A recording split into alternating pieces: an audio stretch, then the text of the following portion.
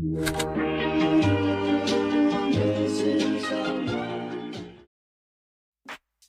guys, welcome back to my channel. It's Intan. Today I will explain about food biotechnology. So let's check it out. Bioteknologi berasal dari 3 kata dalam bahasa Latin, yaitu bios atau hidup, tekno atau penerapan, dan logos atau ilmu. Bioteknologi merupakan cabang dari biologi yang khusus mempelajari cara memanfaatkan makhluk hidup dalam proses produksi untuk menghasilkan makhluk hidup, barang, dan jasa. Bioteknologi menciptakan makhluk hidup dari makhluk yang ada. Hal ini dilakukan supaya kita bisa menghasilkan makhluk hidup seperti hewan ternak dan tumbuhan yang bersifat unggul melalui rekayasa genetika. Buah hasil rekayasa genetika ini juga biasanya memiliki daya tahan yang lebih bagus dibandingkan tumbuhan biasa. Di zaman dulu, bioteknologi dilakukan dengan cara yang sangat sederhana, hanya dibuat di industri rumah tangga dengan jumlah yang sedikit sesuai dengan kebutuhan harian mereka. Lalu, seiring berkembangnya ilmu pengetahuan dan teknologi, ilmu bioteknologi pun semakin berkembang. Para peneliti mulai mengembangkan bioteknologi dengan prinsip-prinsip ilmiah melalui penelitian. Hal ini dilakukan agar produk yang dihasilkan bisa lebih banyak dan mutakhir. Bioteknologi pun dibagi menjadi 2 jenis, yaitu bioteknologi konvensional dan bioteknologi modern.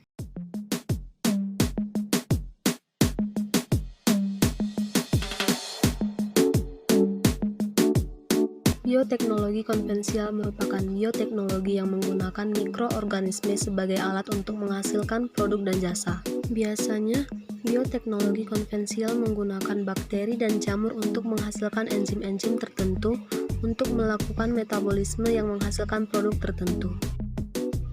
Bioteknologi konvensional digunakan untuk menghasilkan produk-produk yang mengandalkan peran organisme sebagai pengubah bentuk dan kandungan gizi. Proses ini dinamakan fermentasi atau proses pemecahan glukosa yang ada pada bahan makanan dengan bantuan mikroba. Fermentasi ini kemudian menghasilkan asam asetat, alkohol, gula atau bahan makanan sehari-hari seperti tempe, tape, dan kecap. Bioteknologi konvensional ini sudah dikenal dan dimanfaatkan oleh masyarakat sejak zaman dahulu.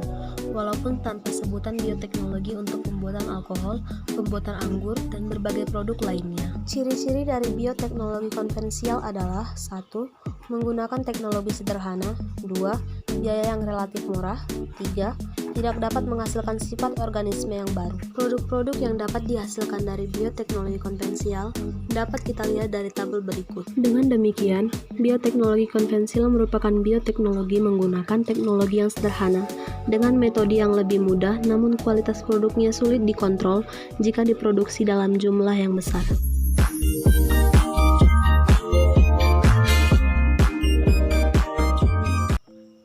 Bioteknologi modern merupakan metode bioteknologi yang menggunakan prinsip rekayasa DNA selain prinsip mikrobiologi dan biokimia. Metode ini dilakukan dengan cara memodifikasi gen-gen spesifik dan menyisipkannya pada organisme lain seperti mikroba, hewan, dan tumbuhan. Bioteknologi ini mulai berkembang sejak ditemukannya struktur dan fungsi DNA.